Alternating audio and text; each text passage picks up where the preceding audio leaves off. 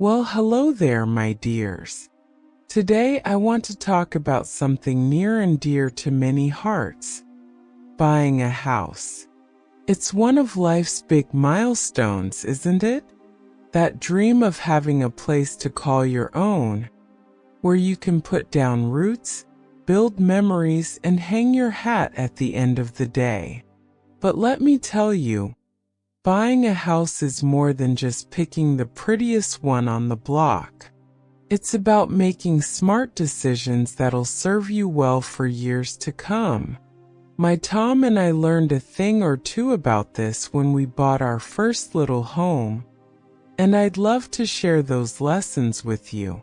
So grab a cup of tea and settle in while I tell you about how to buy a house the Grandma Suzie way, with patience, wisdom, and a whole lot of heart. Chapter 1. Start with your why. Before you even start looking at houses, you need to ask yourself, why do I want to buy a house? For Tom and me, it was simple. We wanted a place to raise a family and grow old together. We didn't need a mansion or the fanciest features. We just needed a home that felt right for us. Your reasons might be different, and that's okay. Maybe you're looking for an investment, a place to put down roots, or a space to call your own. Whatever your reason, make sure it's clear in your mind. That clarity will guide you through the ups and downs of the home buying process. Chapter 2. Save, save, save. I can't stress this enough, my dears. The more you save before buying a house, the better off you'll be. Tom and I spent years pinching pennies and socking away money before we even thought about looking at houses. Why? Because a bigger down payment means smaller monthly payments and less stress down the road. Plus, it shows lenders that you're serious and responsible. Here are a few tips for saving up. Cut unnecessary expenses. Brew your coffee at home, pack your lunches, and skip those impulse purchases.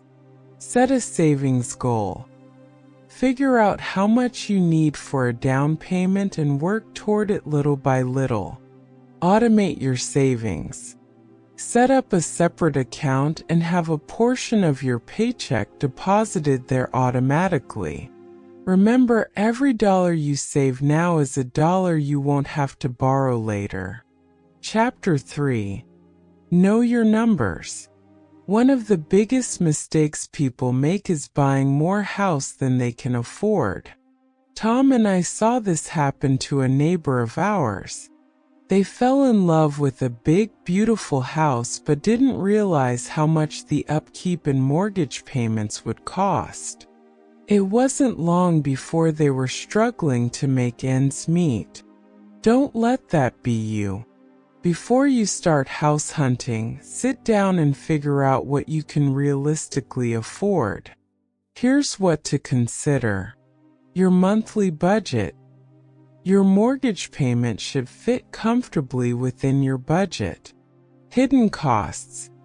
Don't forget about property taxes, insurance, maintenance, and utilities. Emergency fund. Make sure you still have some savings left over for unexpected expenses. Tom used to say, "It's better to live in a smaller house you can afford than a big one that bankrupts you." And he was right. Chapter 4. Location, location, location. When it comes to buying a house, location matters just as much as the house itself, maybe even more. A great location can make up for a house that's a little less than perfect, but a bad location can ruin even the nicest home.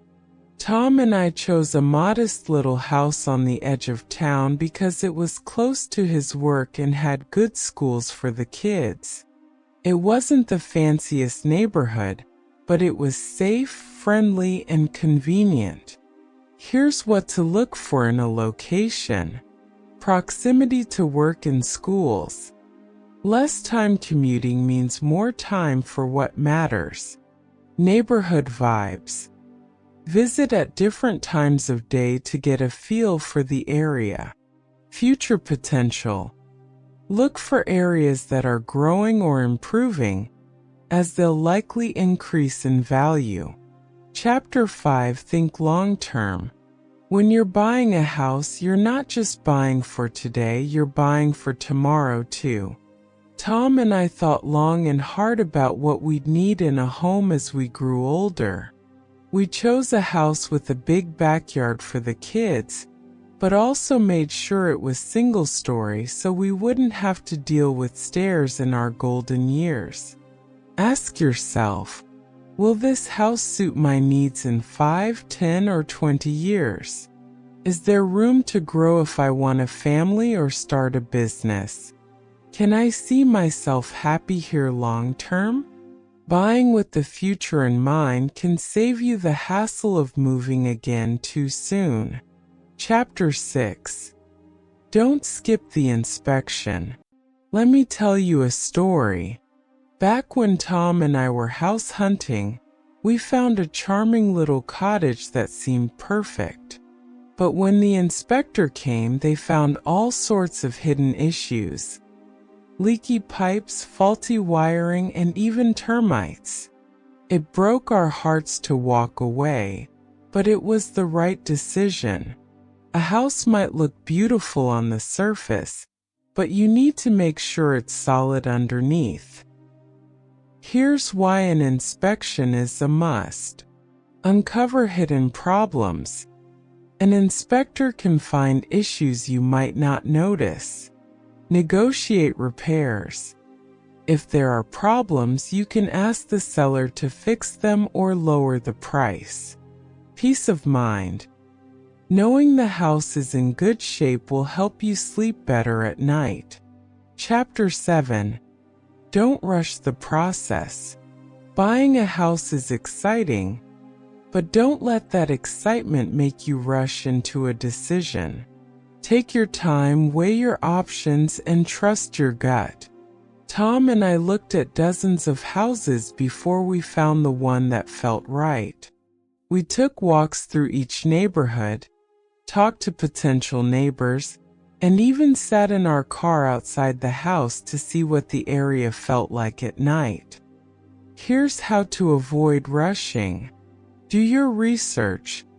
Learn as much as you can about the market and the houses you're considering. Sleep on it. If you're not sure about a decision, give yourself a day or two to think it over. Trust your instincts. If something doesn't feel right, don't ignore that feeling. Chapter 8. Story time. The house that became a home. Now let me tell you about the house we finally chose. It was a small, simple bungalow with a big oak tree in the front yard. It wasn't the fanciest or the biggest, but it was ours. We spent weekends painting the walls, planting flowers, and making it our own. Over the years, that little house became the backdrop for so many memories. Birthday parties, family dinners, and quiet evenings on the porch. The lesson: a house doesn't have to be perfect to be a home. What matters most is the love and care you pour into it. Chapter 9. Grandma Suzie's final tips. Before I go, let me leave you with a few final tips. Don't fall for fads. Trends come and go, but a well-built, timeless house will always be in style. Stay within your means. The joy of homeownership can quickly fade if you're drowning in debt. Remember the bigger picture. A house is a tool for building a life, not the goal itself. Conclusion: the heart of a home. So there you have it, my dears. Grandma Suzie's take on buying a house. It's not just about bricks and mortar. It's about finding a place where you can live, love, and grow. Remember, The best house isn't the biggest or the fanciest. It's the one that feels like home. And with a little patience, planning, and wisdom, you can find that perfect place. With love and a warm hug, Grandma Suzie. Thank you, my dears, for spending this time with me. Remember, life's journey is better when we walk it together.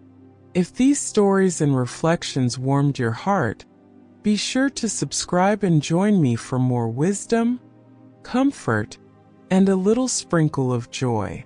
Together, let's keep growing one story at a time. Until next time, stay safe, stay hopeful, and remember, you're never alone. Grandma loves you.